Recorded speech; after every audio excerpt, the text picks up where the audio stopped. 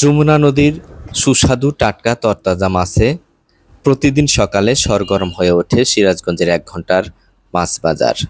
রাতভর জেলেদের মাছ ধরা, সকালবেলা বাজারে নিয়ে আসা ব্যবসায়িক ক্রেতা, এলাকাবাসীর উপস্থিতিতে সরগরম বাজার যেন একটি প্রতিনিয়ত প্রাণের উৎসব, মাছের উৎসব। সিরাজগঞ্জের নিত্যদিনের এই মাছের উৎসব ১ ঘন্টার মাছ বাজার নিয়ে থাকছে প্রামাণ্যচিত্র। আপনাদের সাথে আছি আমি আবুল হোসেন।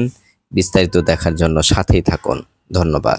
প্রমত্তা যমুনা নদী আমাদের জন্য হয়েছে আশীর্বাদ। সিরাজগঞ্জের মতি সাহেবের ঘাটে যেই স্থানটি বাঁশঘাট মাছের বাজার হিসেবে পরিচিত অনেকের নিকট, আজকে সকালে এই মাছ বাজারে এসে দেখা পেয়েছি সিরাজগঞ্জ সরকারি কলেজের সম্মানিত অধ্যক্ষ, আমাদের সকলের প্রিয় ব্যক্তিত্ব, সিরাজগঞ্জের সকল শিক্ষক শিক্ষার্থীর অভিভাবক, আমাদের শ্রদ্ধাভাজন প্রফেসর আমিনুল ইসলাম স্যারকে।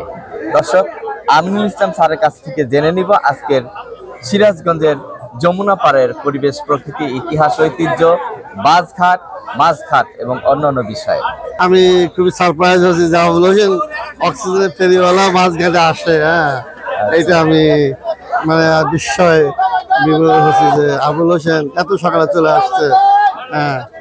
আবুল হোসেনকে ধন্যবাদ জানাই যে সে এই এলাকায় এত সকালে এসে এলাকার মাছঘাটের মাছের বিক্রি অবস্থা, বাঁশঘাটের পরিস্থিতি পর্যবেক্ষণ করতে আসছে। আমি ধন্যবাদ আবুল হোসেনকে।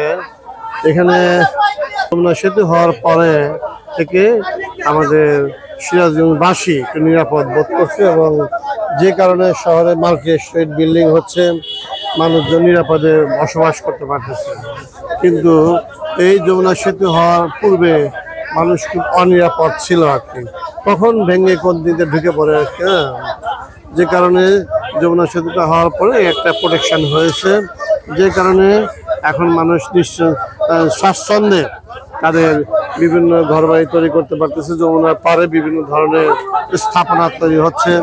যমুনার পাড়ে যে একটি মাছঘাট আছে, এই মাছঘাট অনেক পুরানো মাছঘাট। আমার দেখা মতে ৫৬-৫৭ বছর বয়স আগে থেকে দেখতেছি যে যদিও যমুনা নদী আরো ৩ কিলোমিটার ভিতরে ছিল, ওইখানে মাছঘাটের ব্যবসা হইতো আর কি। আস্তে আস্তে ভাঙতে ভাঙতে এখন আমাদের এই ৮ পয়েন্টে এখানে এখন দৈনিক সকালে ১ ঘন্টা থেকে ১.৫ ঘন্টা বাজার বসে।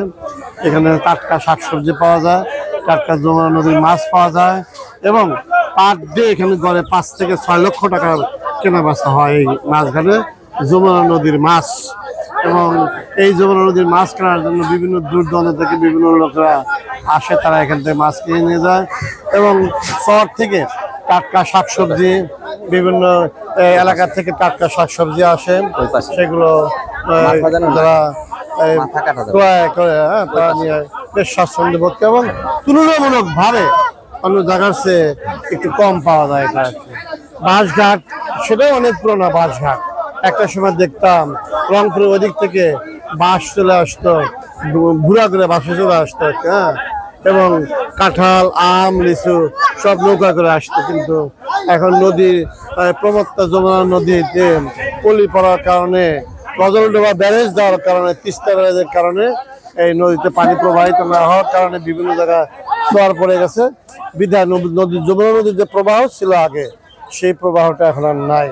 না থাকার কারণে এখন এই আম, কাঁঠাল সব ট্রাকে আসে, ট্রাকে এসে ক্রয় বিক্রয় হয়। একসময় আনারস ঘাট ছিল, সেখানে নৌকায় করে মধুপুর থেকে আনারস আসতো আর কি, সেগুলো বেচা কেনা হতো। একসময় সার আসতো, নৌকা আসা যমুনা ফার্টিলাইজার কোম্পানিতে সার আসতো, সার ঘাট ছিল, সেটা বিলীন হয়ে গেছে। সেটা আনারস ঘাটটা এখন আর নাই, এখন সব ট্রাকে আসে আর ট্রাকে যায়। আমাদের সিরাজগঞ্জ নিয়ে আমাদের সিরাজগঞ্জকে আরো উন্নয়ন করা দরকার। শুধুমাত্র ৩ কিলোমিটার বাঁধ হওয়ার কারণে আর কয়েকটা স্পার বাঁধ হওয়ার, ৪টা স্পার হওয়ার কারণে ভাঙনটা আছে, কিন্তু দক্ষিণে ভাঙন বৃদ্ধি পেয়েছে, উত্তরে কাজীপুরের ওদিকে ভাঙন বৃদ্ধি পেয়েছে। মানুষ কষ্টের মধ্যে আছে, তো গ্রামকে গ্রাম ভেঙে যাচ্ছে বিভিন্ন সময়। এইটা সুষ্ঠু পরিকল্পনার অভাবে এই যমুনা নদীকে কেন্দ্র করে অনেকে কোটিপতি হয়েছে।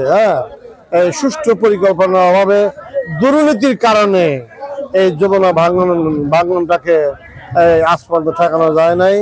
একদিকে গড়ে আরেকদিকে ভাঙে, এই অবস্থায় চলছে। এই অবস্থা যদি উত্তর ঘটে, মাননীয় প্রধান উপদেষ্টার কাছে অনুরোধ থাকবে সিরাজগঞ্জ জেলার প্রতি একটি বিশেষ নজর দেওয়া। সিরাজগঞ্জ থেকে নিয়ে বগুড়া পর্যন্ত যদি একটা বাঁধ হয়ে যায়, তাহলে আমি মনে করি যে এই পারে পশ্চিম পারের লোকেরা উপকৃত হবে এবং আরো সাস্টেইন ডেভেলপমেন্টটা সাস্টেইন করবে।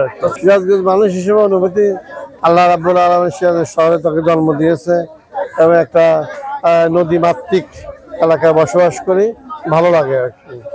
আর এপারের লোকরা অত্যন্ত সহজ সরল, জটিল নয় এপারের লোকেরা। আমি ইপিজেড হয়েছে, এখানে যদি শিল্পায়ন হয় তাহলে আমাদের বেকার সমস্যাটা লাঘব হবে। বেকার সমস্যা লাঘব হলে মাদক দ্রব্য থেকে, এই সবল থেকে মানুষজন সরে যাবে আর কি। মাদকের সবল ব্যাপক আকারে দেখা দিয়েছে, এটাকে দূরীভূত করার জন্য কর্মসংস্থানের প্রয়োজন আর কি। ধন্যবাদ। আমি সিরাজগঞ্জ জেলা মৎস্যজীবী দলের সদস্য সচিব ইসলাম নুরুল,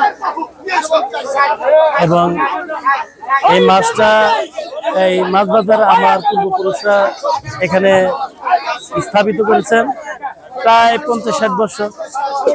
আমার জানা মতে আমার পূর্বপুরুষরা এখানে ব্যবসা করে গেছেন এবং বিভিন্ন চর থেকে, চরের লোকজনের সাথেই এই মৎস্য সম্পৃক্ত, যার কারণে এখানে ঘাটটা লাগানো হয়েছে এবং প্রতিদিন এখানে 5-7 লাখ টাকার মাছ বিক্রি করা হয়। এখানে ঢাকা থেকে বিভিন্ন সিরাজগঞ্জের পার্শ্ববর্তী জেলা থেকে মাছ কিনতে আসে। যমুনার মাছ সুস্বাদু বলেই অনেক দূর থেকে লোকজন আসে এখানে মাছ কিনতে। তবে বর্ষাকালে যে মাছগুলো হয় সে মাছগুলো খুবই সস্তা এবং ভালো মাছ ওঠে। পিয়ালি মাছ, গোলসা মাছ, বাইলা মাছ, চিংড়ি মাছ, আয়ের মাছ, গুদি মাছ, বেউস মাছ, সব ধরনের মাছ এখানে ওঠে। তো সেই এই বর্ষাকালে যে 3 মাস 4 মাসের যে মাছগুলো সেখানে এখানে পড়তায় পাওয়া যায়। আমরা শীতকালীন মাছ একটু এখানে দাম দেয়, কারণ জেলেরা এখানে মাছ কম মারে। আর বর্ষাকালে সব ধরনের মাছই এখানে পাওয়া যায়। একজন ব্যবসায়ী হিসেবে, মৎস্যঘাট ব্যবসায়ী হিসেবে আমি একজন সবাইকে এখানে আসার জন্য আমন্ত্রণ জানাই এবং সুলভ মূল্যে আপনারা মাছ পাবেন। আমি নুরুল ইসলাম, সিরাজগঞ্জ জেলা মৎস্যজীবী দলের সদস্য সচিব। আমাদের সিরাজগঞ্জ আমাদের অহংকার। যমুনা নদী আমাদের জন্য অনেকটাই আশীর্বাদ এবং নিরাপদ। আমার শ্রদ্ধাভাজন স্যার যেটি বললেন, যমুনার নিরাপদ হলেও কিছু অংশ ভাঙনের কারণে ঝুঁকিপূর্ণ রয়ে গেছে। এই বিষয়গুলো সুবিবেচনায় রেখে সিরাজগঞ্জকে উন্নত সিরাজগঞ্জ করার জন্য সরকার সহ সংশ্লিষ্ট কর্তৃপক্ষের নিকট উদাত্ত আহ্বান জানাচ্ছি। সেই সাথে এই যে আমাদের সিরাজগঞ্জ যমুনার পাড়ে প্রতিদিন সকালে মাছ বাজার বসে, এই সুস্বাদু মাছ খাওয়ার জন্য, সুস্বাদু মাছ কেনার জন্য, আমাদের সিরাজগঞ্জের ঐতিহ্যকে ধরে রাখার জন্য সবাইকে আমন্ত্রণ জানিয়ে আপাতত বিদায় নিচ্ছি। আল্লাহ হাফেজ।